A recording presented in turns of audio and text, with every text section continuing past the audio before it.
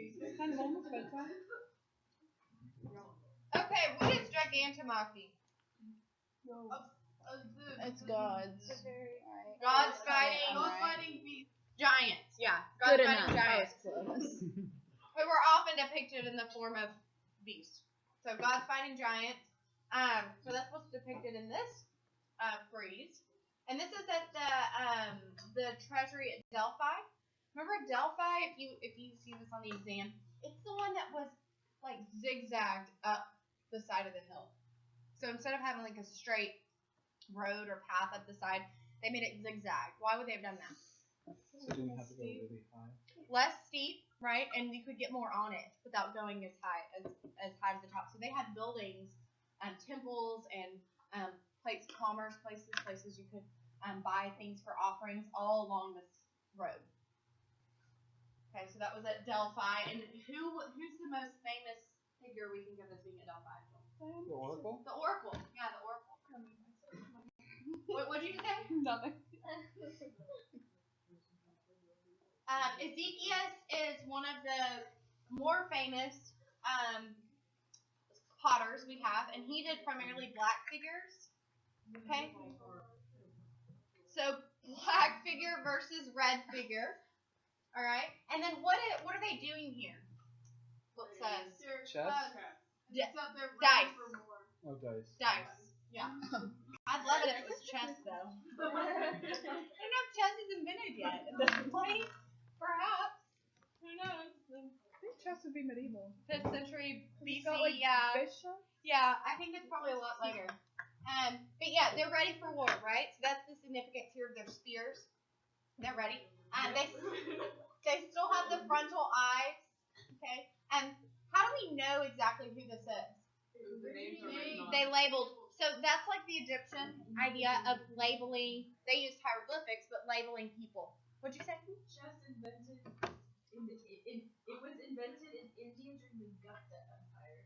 Gupta Empire. That's the name of one of my chickens. What? Oh, it was. Oh, so it's older than I thought. So it's probably 6th or 7th century. Wow. Okay. And then this is 3 revelers, anatomically correct, mind you. Just because they're anatomically correct doesn't mean they're proportionate, okay? Because their thighs are huge, their heads are very small. Okay, they're kind of twisted, but it's showing motion, right? Which we haven't seen as much. And this is a amphora that I was talking about earlier. So hey Mario. Oh, that was so scary. Did you get your haircut? Yeah. Looks good. Wait, is this him? Yes. We're going over Greece. Well, we're in Greece right now. Yeah, you can read it. It may feel like Lucas, but we're actually in Greece. So this is, I forgot where it was. Oh, amphora. So this is the shape. Okay, so the crater was larger at the top and comes down and has a foot. May or may not have handles. And amphora is more of a traditional vase shape. So it has the neck and then the belly and then the foot, and then it has the 2 handles on either side. So a crater is more of a bowl. No wonder. Temple of Hera, the second. There are multiple. What do we call this layout that we're seeing of a long rectangle? Basilica. We're seeing early basilica, these rectangles. Obviously, that'll change somewhat in what a basilica we think of looking like. What do we call these areas in here? These little squares? Metapies. Good. You can call it a metope. Gupta. That's why whenever I read a book, but then I see the movie, I'm like, that's how you pronounce that. Don't you hate it? In my head, I don't know. Yeah, I hate that. Look at how stocky these are. They're like stumps. And close together. Okay, this is the pediment from the Temple of Zeus. Remember that this piece is, let's see, the middle is 10'8", and so it's like 80 feet, 81 feet across. Wait, 81? Feet across. So it's it looks like it's maybe not that big, but this is a guardrail, so get a sense of scale there. So this is 10 feet 8 inches. So much more three-dimensional as far as pediment sculpture. The Cretios boy is our first example of contrapposto. The Drew tried to give to the Egyptians or something. Yeah, I don't know. I'm sorry. No. So contrapposto is that shift where you have your weight on one leg and then the other leg is for stabilization. It makes your pelvis go at an angle. What's like the S curve that they always talk about? That's not yet. Not yet. That's Praxiteles, and it's more twisted, and it's more your hips out more and your shoulders out more. This is gonna be I on. didn't realize how slight that first one was. But after Yeah. the later one, Because think of what we've had before is just this rigid 1 foot forward, and so just to even have that relaxation is different. Yeah, it's different. Obviously we're going to be seeing a lot of appendages that are gone. Okay, so we have parts of the sculpture. Okay, natural stand. So that's typically how we stand as humans. Notice there's no archaic smile. And this is from the Acropolis.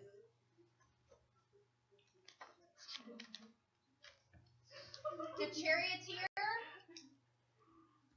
This was done with the lost wax process. You saw this, didn't you, recently? Mhm.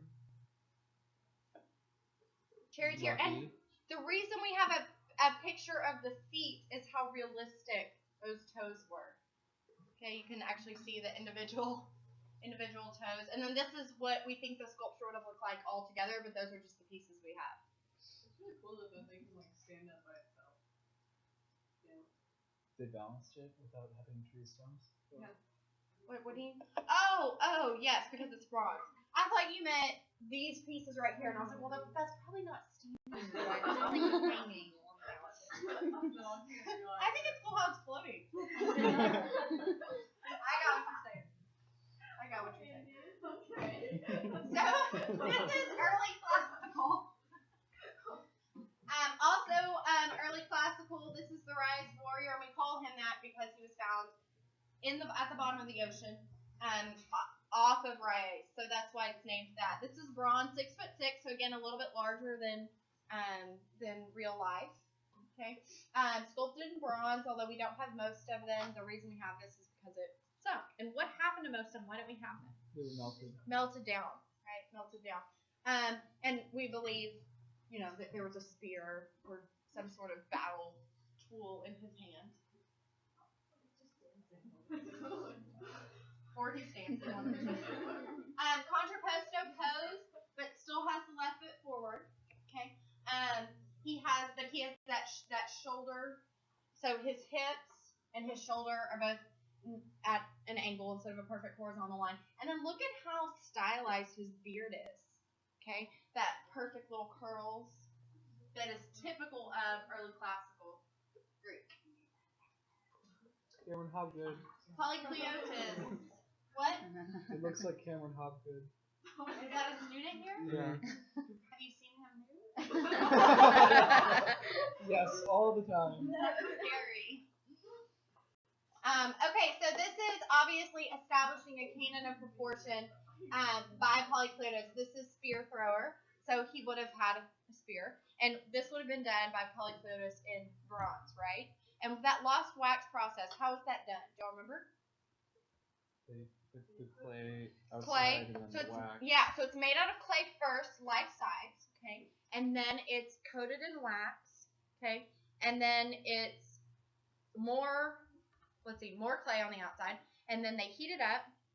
The wax melts out, and then they fill it with molten bronze or whatever they're sculpting in. Most of these were bronze, and then they let that harden. Then the clay would come off the outside, and then you have the sculpture, right? Would the clay still be in the middle? The way it heats up, I think that they fired it such that a lot of it's going to disintegrate, but you would still have. I mean, it can't totally go away, right? You'd still have some sort of matter in there. It wouldn't be clay in its true sense, though. It's going to be more like stone.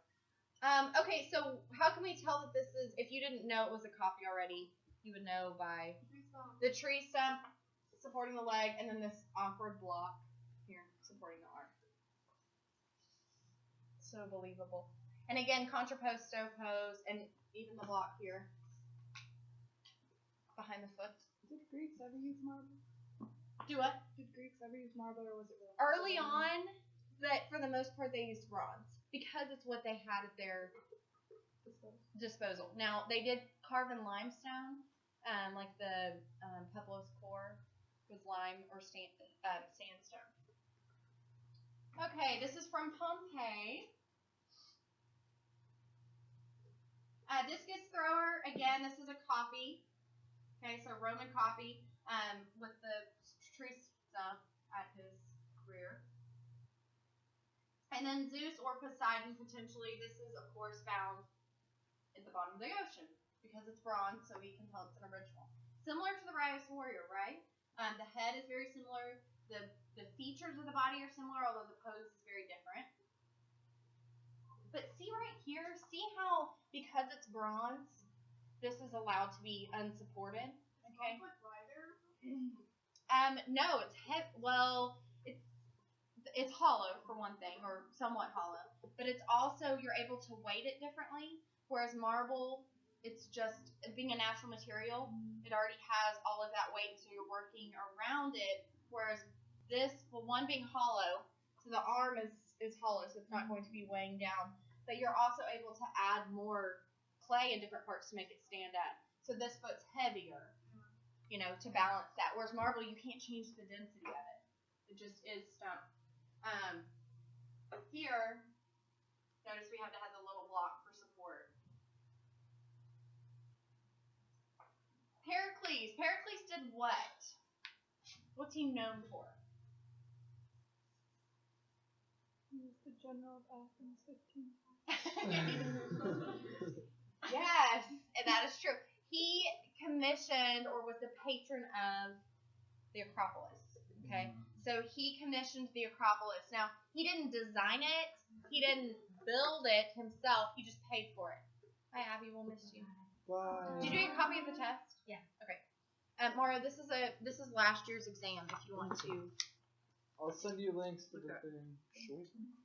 Okay, we call this a Herm statue, where we have just the head, but it's not a true bust. Okay, because it does have this large base, and it was made for that particular purpose. So we're really not going to see busts till we get to what civilization? Roman is where we'll be seeing true busts. The Greek did not believe in separating the body. Okay, they didn't want the head separate. He rebuilt Athens. Part of that was in commissioning the Acropolis.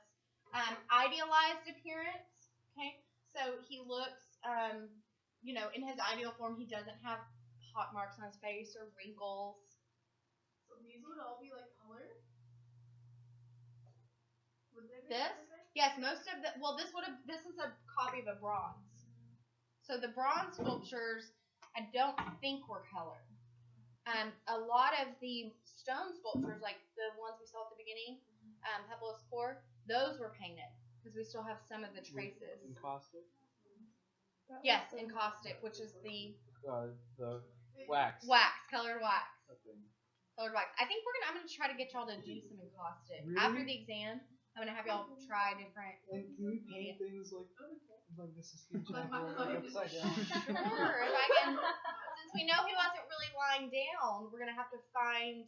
We can totally do it. We gotta find something that's that right height. Well, You see what I'm everyone has to saying? be different. Do what? Like put all the tables together and stand on top of the tables and just because you'd have to be closer to the ceiling. You see what I'm saying? Yeah. To paint. Yeah, it's possible. Anything is possible. Thanks. Look at how large this sculpture is. So it's obviously larger than life size. It's 4'6". Okay, the Acropolis. The most recognized building is the Parthenon, okay, which was dedicated to Athena, who's the patron goddess of Athens. Good. It Dang. always happens. It always happens. It's like all day long. I don't know how to make it go away. Upgrade. How do I? What is happening? No. Oh. No, it was weird. Okay. Propylaea, the gate that you had to go through. Obviously, this is digital, so it's been reconstructed, right? It's not in this good of shape, as you guys remember from the video, hopefully. This was the Pinakothek, and this was the building right off the side of the gate. The other building right off the side was the Temple of Athena Nike. Remember, it was right on the edge there, very small. Okay. The Erechtheion is back here. This is the building that has the caryatids. Y'all remember those women columns? Poster about them. Which one had Nike adjusting her sandal? That was at, it's in here, I think. That was at the, yeah, this is at the Athena Nike. Oh. The small one. So Ictonus and Callicratus are the architects that did the Parthenon. Okay, the architects that did the Parthenon. The sculptures inside, well, okay, remember that it used Doric and Ionic for its columns. Okay, for its style. So combining those two. There were sculpture decoration on the metopes, but then inside they had the larger processions. Okay, this is from the pediment of the Parthenon. Okay, 3 goddesses. We're not sure exactly who they are. Gauzy. You have that gauzy fabric. Okay, this is also from the frieze decoration, or not the frieze, but not frieze. What am I trying to say? The reliefs inside.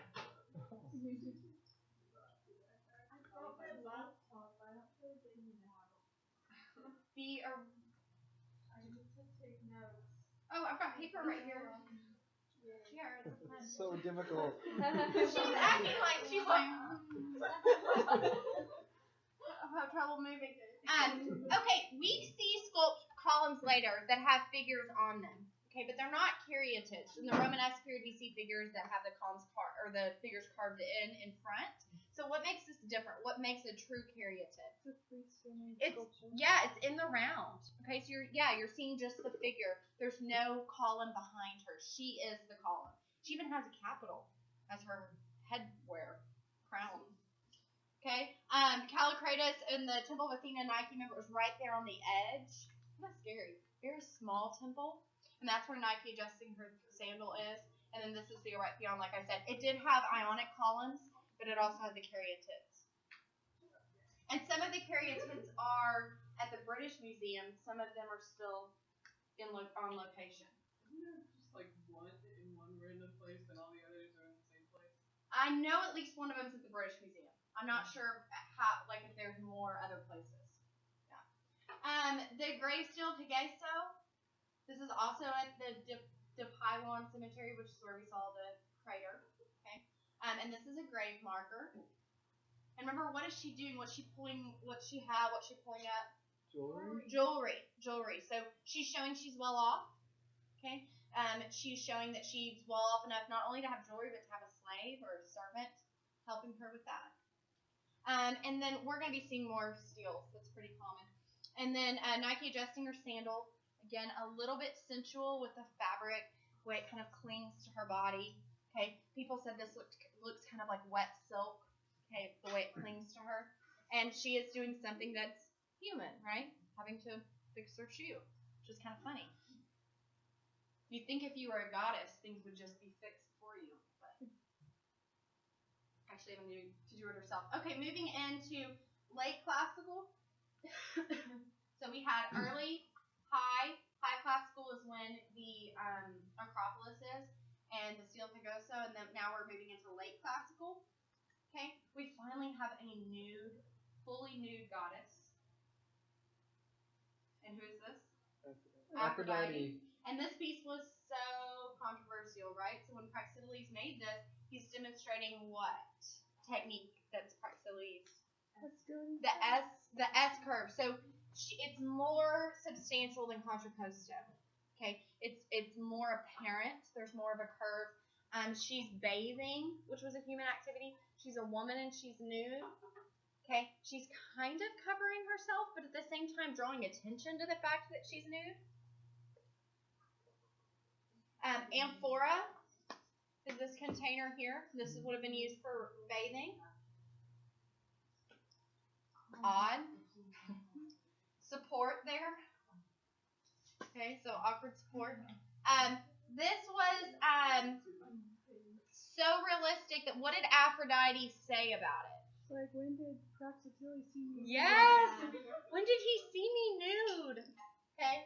Are you having trouble opening a can?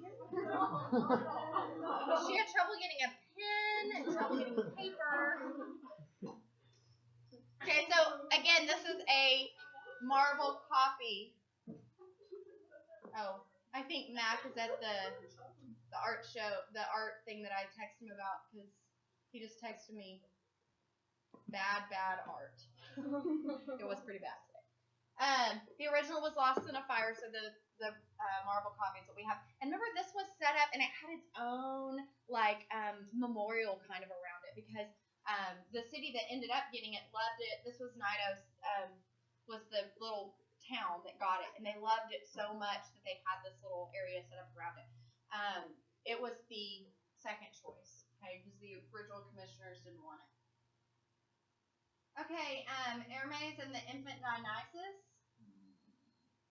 Maybe by Praxiteles, we're not exactly sure. If it wasn't by Praxiteles, we think it was probably by one of his apprentices or his son or grandson who were also sculptors. Oh. Jonathan. Hello? Yes. Okay, are you back there? By the tennis courts. Is that where? No, where are the tennis courts? I don't even know. Tennis courts are They're right there. Are they close to here? Oh, they're close to here. Yes. Some students are coming out to get the pizza. We should all go.